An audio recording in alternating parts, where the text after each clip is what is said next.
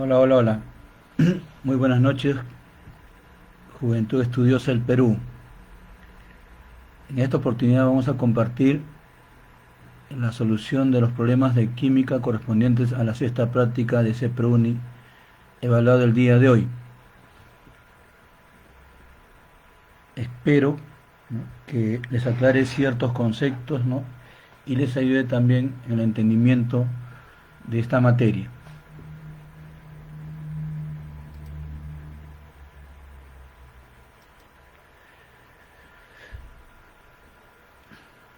Bueno, en la pregunta que tenemos a continuación, numerada como 8, dice: a continuación se muestran tres matraces recipientes. Matraces son recipientes de vidrio que contienen soluciones a 25 grados Celsius con diferentes valores de pH, pH 3, pH 2 y un pH desconocido. Los matraces 1 y 2 contienen soluciones de ácido clorhídrico, que es un ácido fuerte y puede considerarse completamente ionizado, ¿no?, que tiene que ver con el concepto de electrolitos fuertes. ¿Recuerdas? Se mezclaron 20 mililitros de la solución 1 con 20 mililitros de la solución 2 para neutralizar completamente la solución obtenida. Para neutralizar completamente la solución obtenida se necesitan 22 mililitros de la solución 3, cuyo soluto también se encuentra completamente ionizado. ¿Cuál es el pH de la solución 3? Bueno, en el recipiente 1 y 2 tenemos ácido clorhídrico. Para que el ácido sea neutralizado, necesariamente en el recipiente 3 tiene que haber una base, un hidróxido. ¿Y qué debe cumplirse en un problema de neutralización?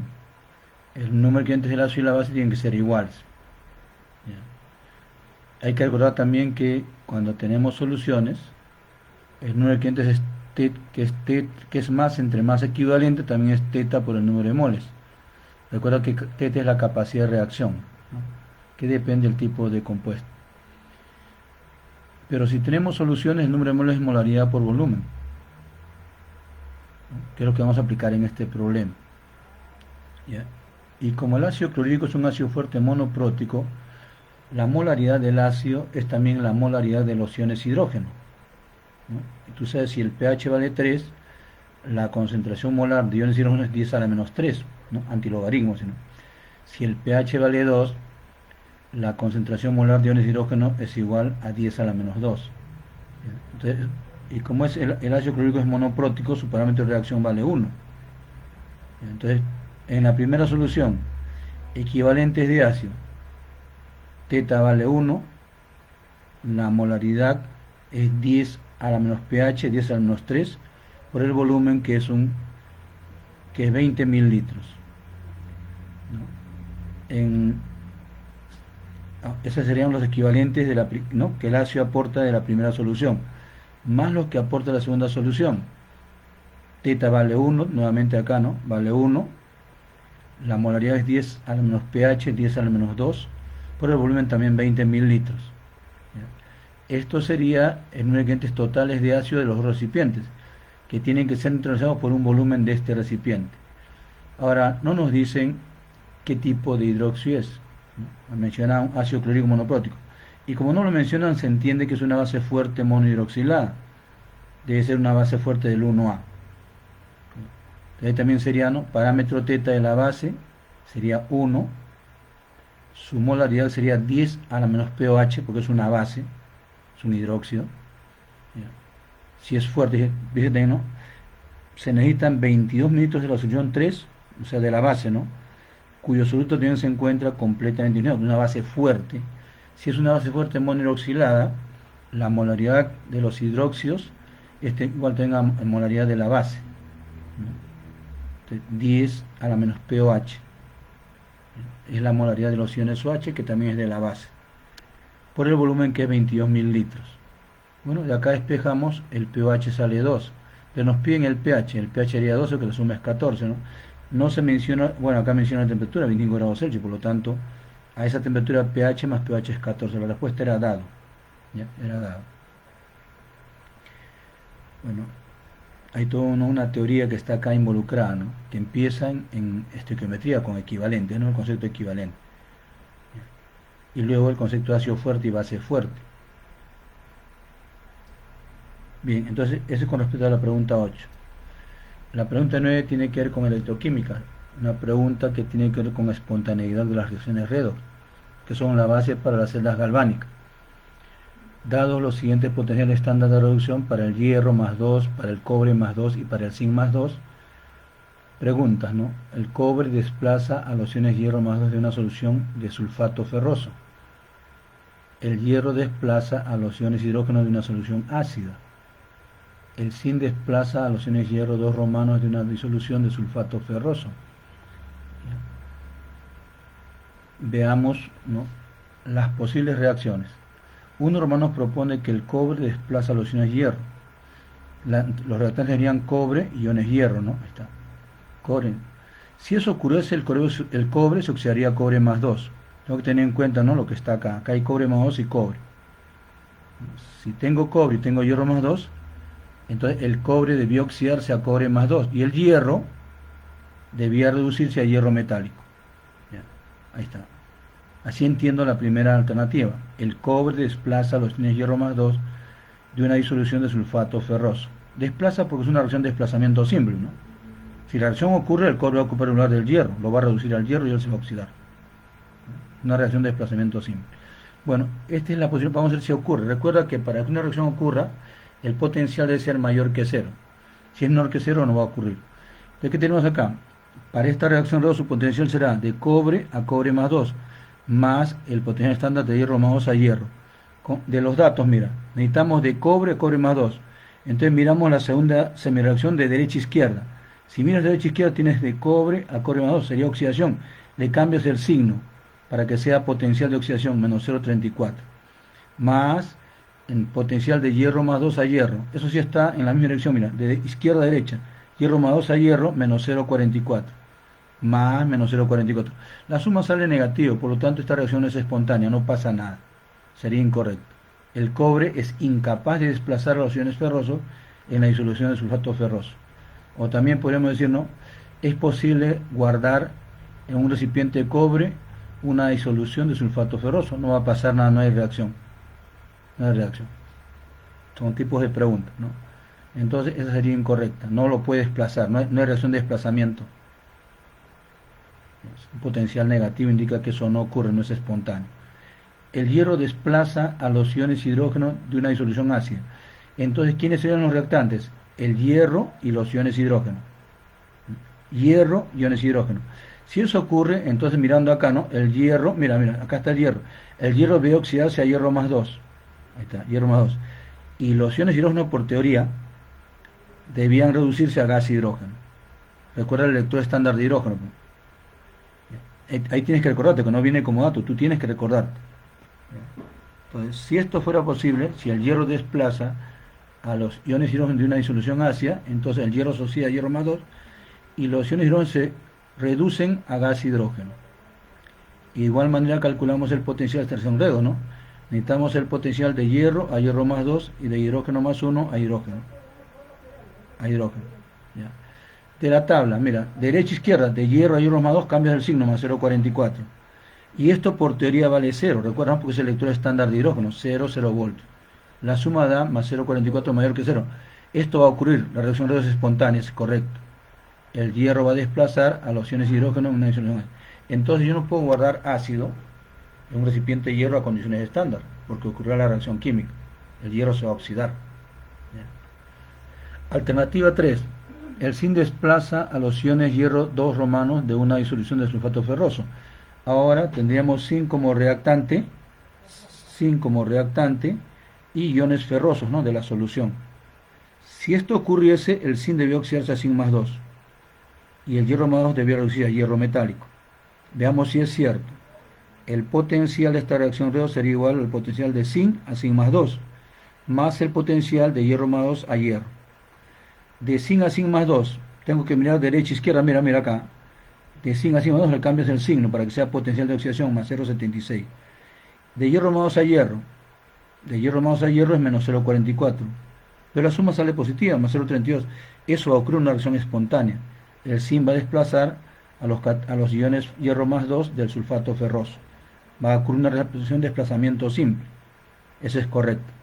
Entonces los correctos es 2 y 3, respuesta enano.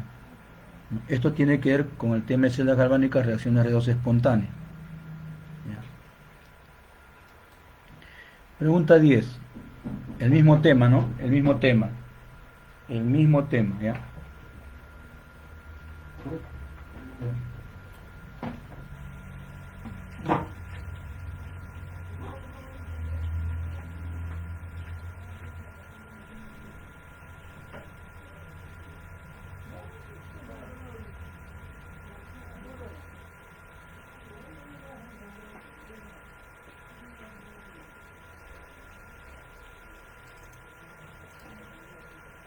Bien, estamos entonces, otra pregunta de celdas galvánicas.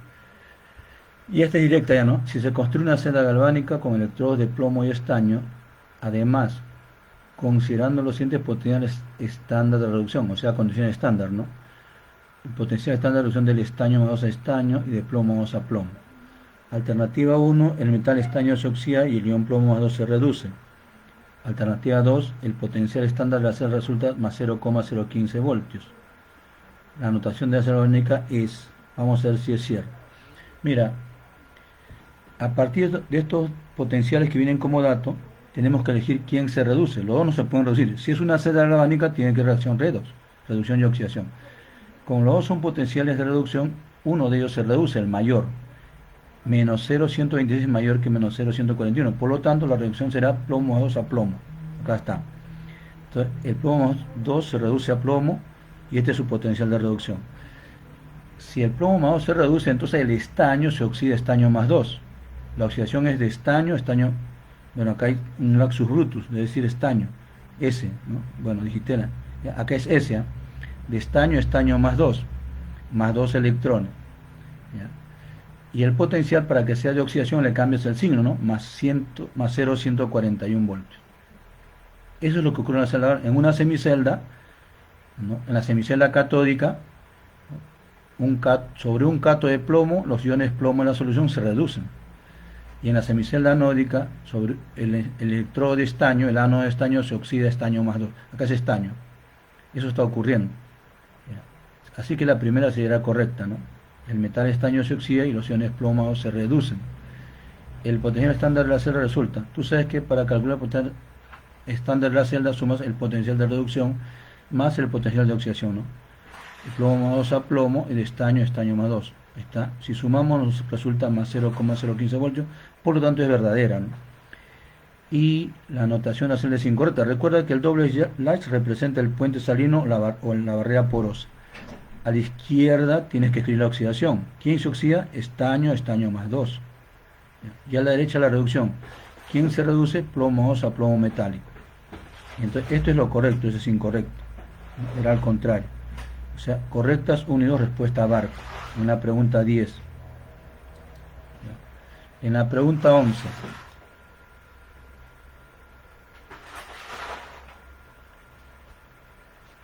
Pregunta 11. Una cuba electrolítica contiene 1,5 litros de una disolución de sulfato de cobre 2 romanos.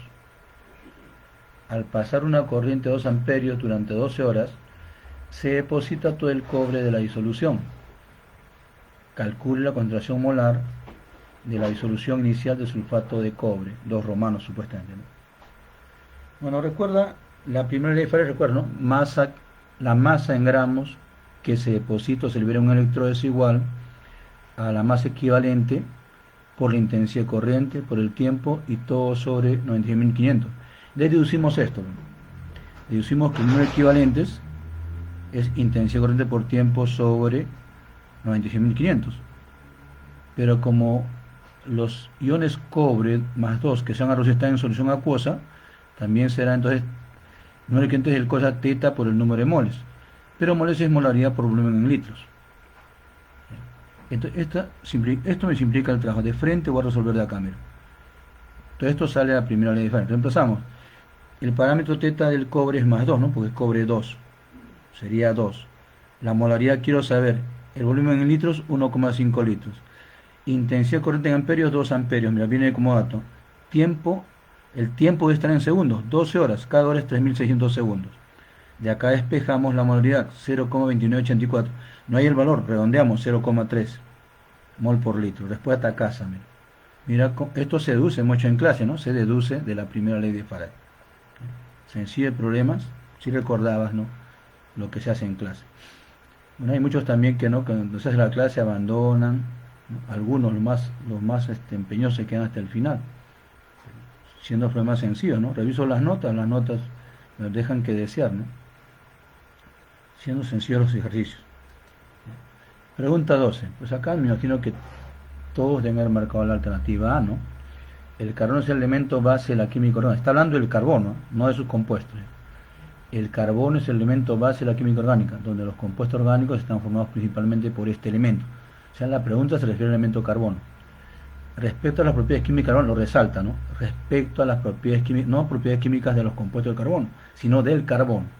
Indique cuál no corresponde. La isomerización es un fenómeno que le ocurre a los compuestos orgánicos, no al carbono, sino a los compuestos orgánicos, ¿no? Es una propiedad de los compuestos orgánicos.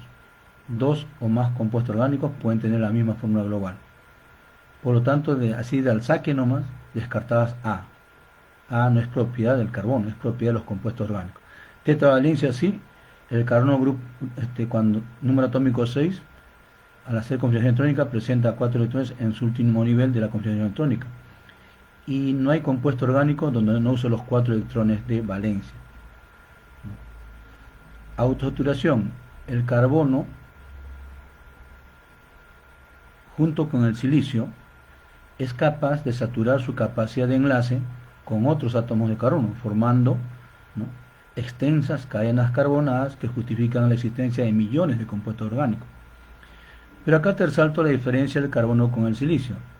El silicio también puede formar cadenas de silicio, pero que no son estables. En presencia de oxígeno, el aire se oxida y forma cadenas de dióxido de silicio o cuarzo. En cambio, las cadenas del carbono son estables.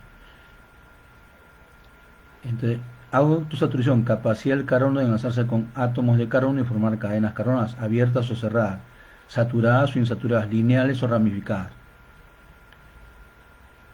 La hibridación es un tema que estudiamos desde enlace químico, ¿no?, para explicar la capacidad inusual de enlace del carbono, su tetravalencia, ¿ya?, para explicar la geometría de las moléculas, ¿no?, se diseñó esta teoría de la hibridación o hibridización, ¿no?, que es una teoría matemática, una teoría que nos dice que los orbitales de enlace, en la mayoría de casos, son orbitales híbridos, que se obtienen mezclando o combinando matemáticamente las funciones de onda de los orbitales atómicos puros.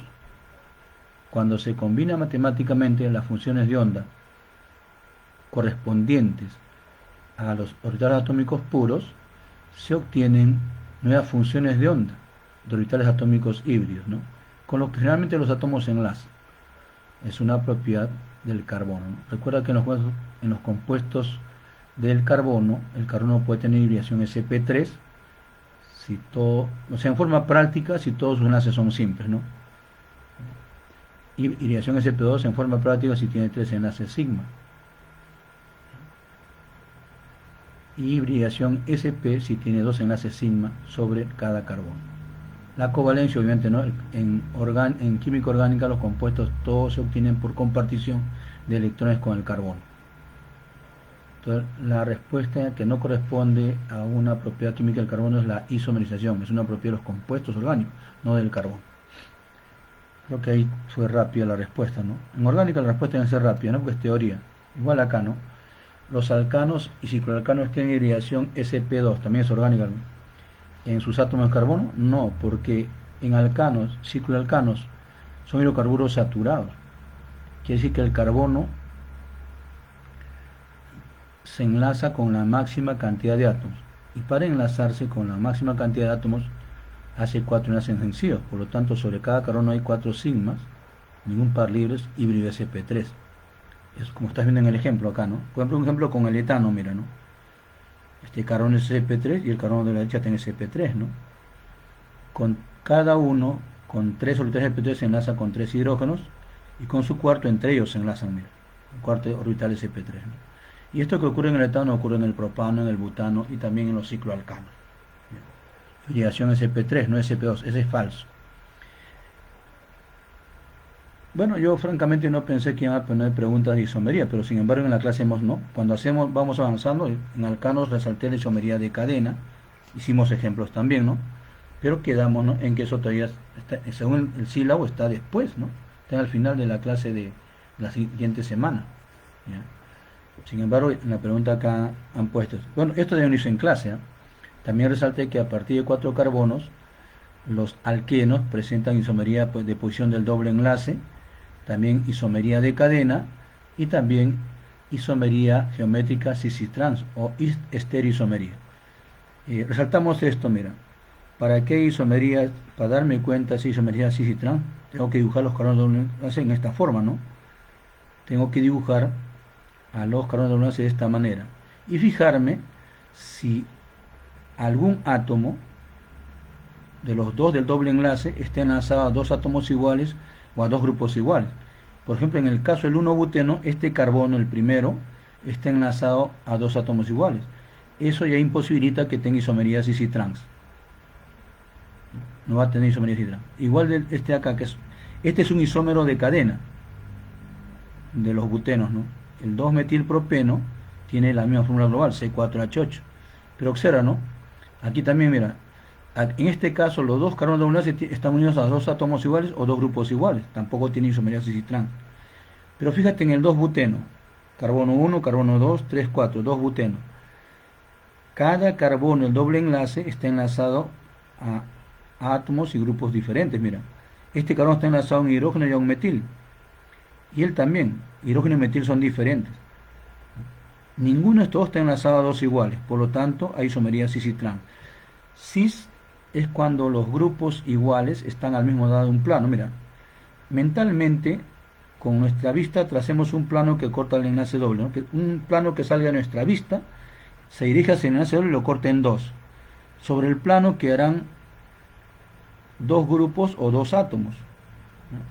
Eso hacemos con esta primera fórmula y también con la segunda. ¿Qué observamos? En la primera fórmula notamos que al mismo lado del plano hay dos grupos iguales, los metil, por ejemplo. Y en la otra están, ¿no?, en lados opuestos, un metil encima del plano y otro metil debajo del plano. ¿Ya? O si lo veo, puedo ver también con los hidrógenos, ¿no? Dos hidrógenos al mismo lado del plano y acá un hidrógeno arriba y el otro debajo del plano. ¿Ya? Entonces, cuando los grupos iguales o átomos iguales están al mismo lado del plano, se dice que es el isómero cis. Cuando están en lados opuestos, el isómero trans.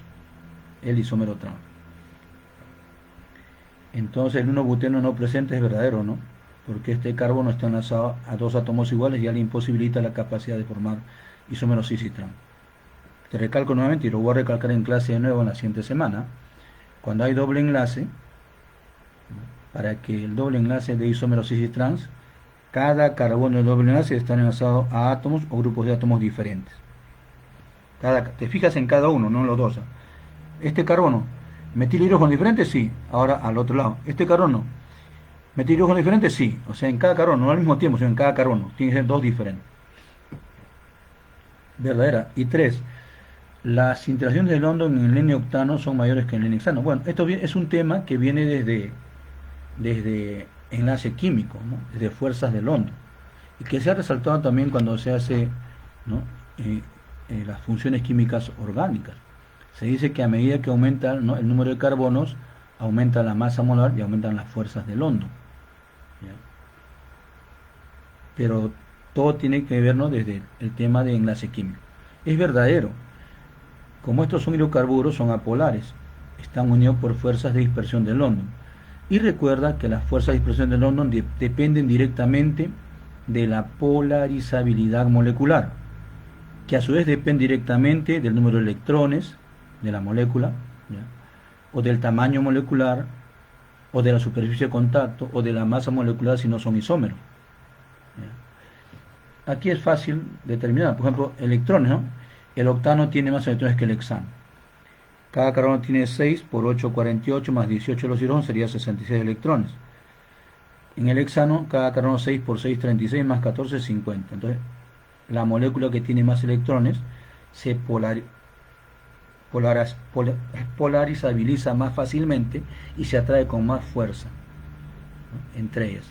Entonces, es por eso que también en las series homólogas, alcano, alqueno, alquino, y la que veremos en la siguiente clase, ¿ya?, a medida que aumenta el número de carbonos, aumenta el punto de ebullición, porque aumentan las fuerzas del hondo.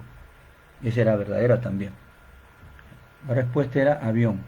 Y todo esto son que hemos hecho en clase, explicado en clase. Ninguna pregunta se puede decir no se hizo, ¿no? Todo está explicado en clase con ejemplos, ¿no?, con 50 problemas de ejemplo. 14. Es la última pregunta que también corresponde a orgánica, ¿no? En el laboratorio de investigación de la Facultad de Petróleo de la Universidad Nacional de Ingeniería se estudia un hidrocarburo que aumenta la calidad de un nuevo combustible. El hidrocarburo llega desde la refinería con el siguiente nombre: 2-isopropil, 4-metil, 3-propilpentano. El ingeniero petroquímico señala que ese nombre no es el correcto. Señale la alternativa que tenga el nombre correcto según la IUPAC. Recuerda que cuando tenemos compuestos orgánicos ramificados, hay reglas de la IUPAC que seguir, ¿no? En este caso, hidrocarburo alcano ramificado.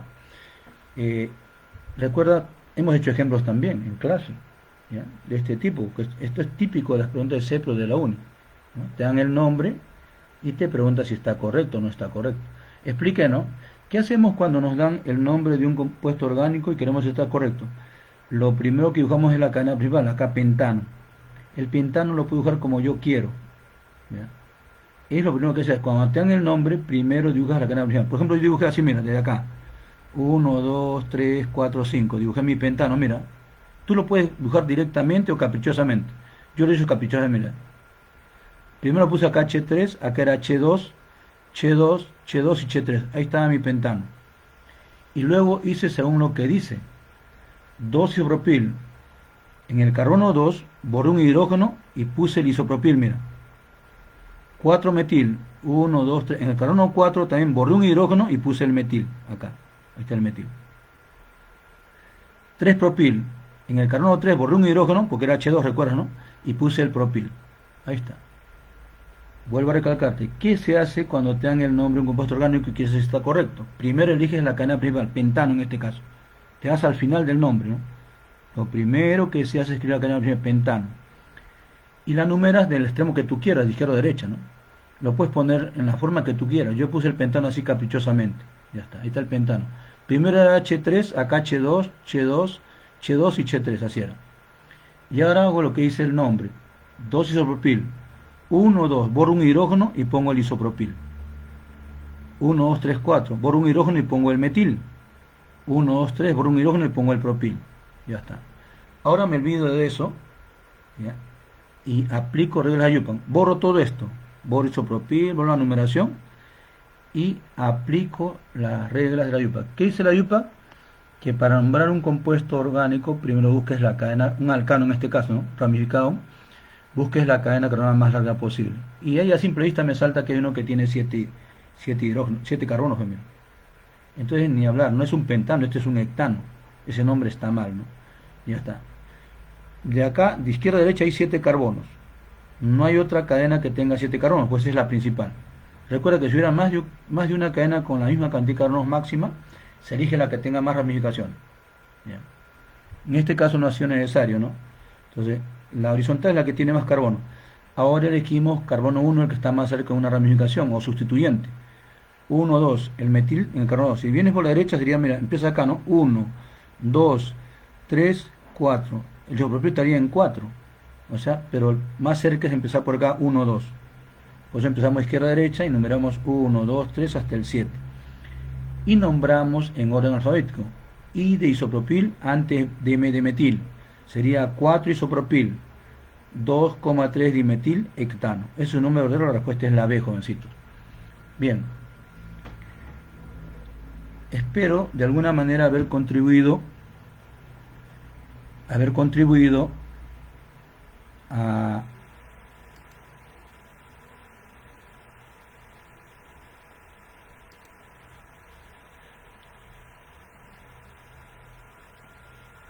al entendimiento de esta parte del curso de química, ¿no? Pero yo recalco a los alumnos que tenemos nosotros, todo esto se hace en clase, ¿no? Se explica, claro, con mucho mayor profundidad, ¿no? Es una clase. Ahora estoy resumiendo la clase, ¿no? Pero todos estos problemas se han hecho en clase. Así que muchachos, a repasar, faltan los parciales y falta el final, a repasar. Próximamente presentaré un resumen, perdón, presentaré todas las 6 prácticas, ¿no?, que han tomado en CEPRE de química, resueltas y explicadas detalladamente. Bien, muchas gracias por su atención. Hasta pronto.